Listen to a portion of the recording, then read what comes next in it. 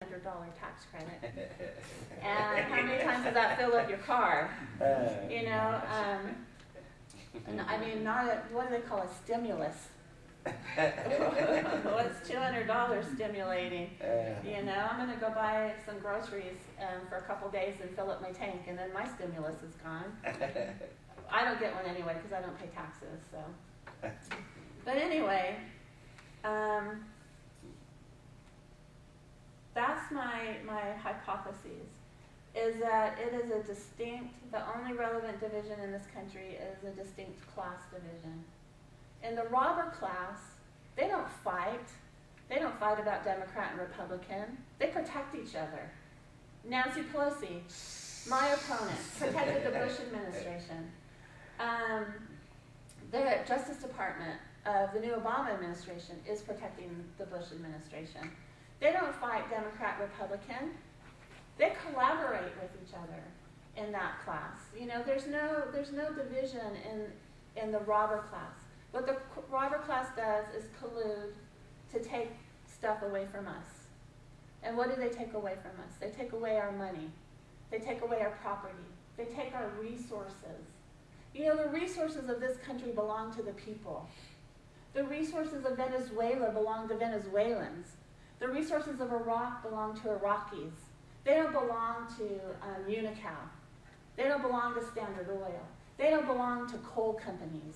They belong to the people. And they steal our resources. Not only do they steal our resources, but they blow tops off of ancient mountains in our country to steal these resources from us. And not only do they steal our money and our resources and our property, but they take our children. They take our children and they kill them in their robber class wars for profit. And like Smedley Butler say, the few profit and the many suffer.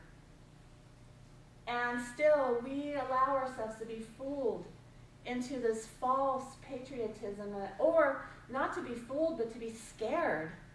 We allow ourselves to be scared into this false fervor of we have to go get them over there so they don't come over here and get us. You know, and I've had emails from people who say, Cindy, you know, you always talk about we're killing innocent people in Iraq and Afghanistan and Pakistan. They say, and these people tell me not even the babies are innocent, because the babies will grow up to be terrorists and they will grow up to hate us. And that's a whole, there's no good Indian but a dead Indian paradigm.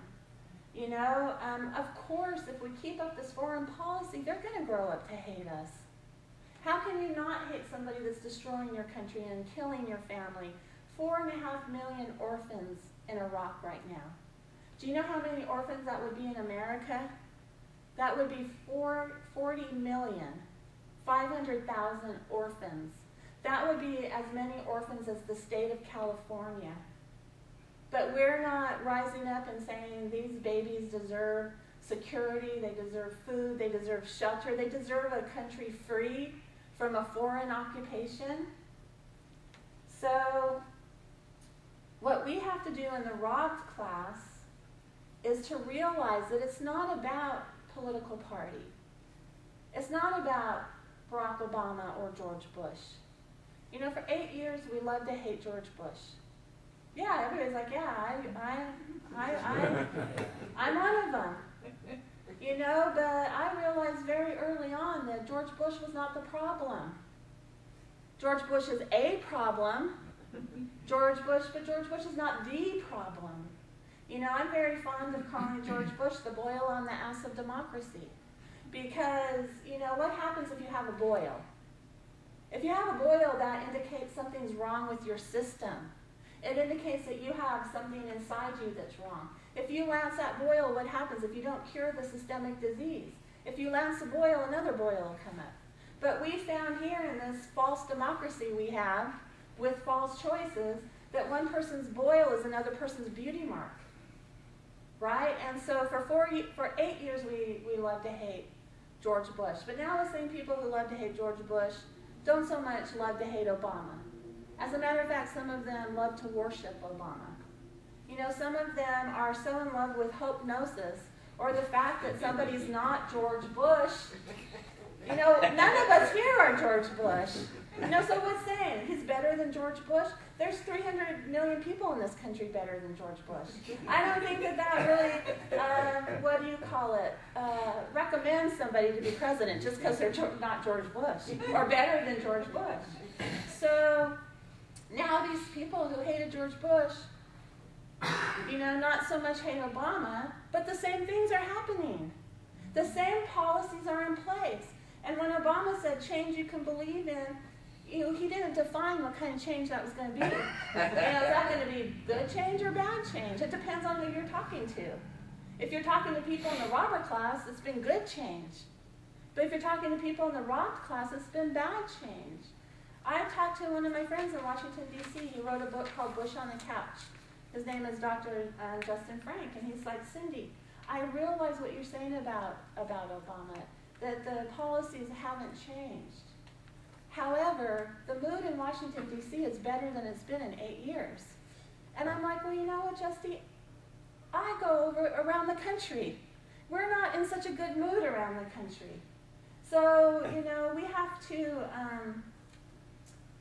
realize here in our class that it's not Democrat-Republican. It's about the system. It's a sick, cancerous system that we have. It's a system that will, every 4 to 8 years, have a peaceful electoral coup. If you think that we get to the Democrat and Republican that we vote for is our choice, if the Democrat and Republican were our choice, I believe last year it would have been Dennis Kucinich against Ron Paul. Yeah. If they were the choice of the people, but they're the choice of the corporations. Our media, the corporate media, and the regime and the robber class are all up in arms about the stolen election in Iran. But what about, and I was telling them, what about our stolen elections? You didn't even pay attention to those,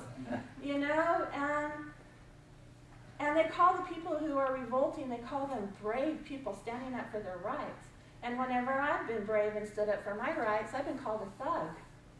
But anyway, what we fail to understand when we look at the Ahmadinejad Mousavi controversy is Ahmadinejad and Mousavi were both picked by the Ayatollahs.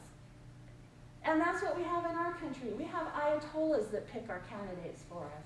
The Ayatollahs of Wall Street, the Ayatollahs of the bankers, the Ayatollahs of the media, and then there's the people behind the people, like Brzezinski, like Kissinger. Those are the people who collaborate to choose our candidates. We don't. And so we get to vote for what I like to call Goldman Sachs candidate A or Goldman Sachs candidate B. Goldman Sachs was Obama's largest contributor. So, they always say you got to dance with the one that brung you. And so they're not dancing with the American people, because even if we did pick our candidates, the robber class owns the voting machines. The robber class owns the media. The elections are bought and paid for by the corporations. Those are the people that have influence over our elected or selected officials. So what we need to do in our class is to start taking back power. And my revolution is not an armed, full frontal attack on the robber class. Every time I've gone out to protest peacefully, unarmed, I'm always, they always use overwhelming, unnecessary force on me. Whether it's just handcuffing me or shooting at me with rubber bullets or tear gassing me or whatever they're doing, and I'm peaceful. And I think if we brought on a military, try to bring on a violent overthrow of our government, that would just give them an excuse for more police state oppressions. I like to call the country we live in now the United Police States of America. We have a new enemy out there, by the way, guys. It's called swine flu. Barack Obama just declared a national emergency. You know what that means?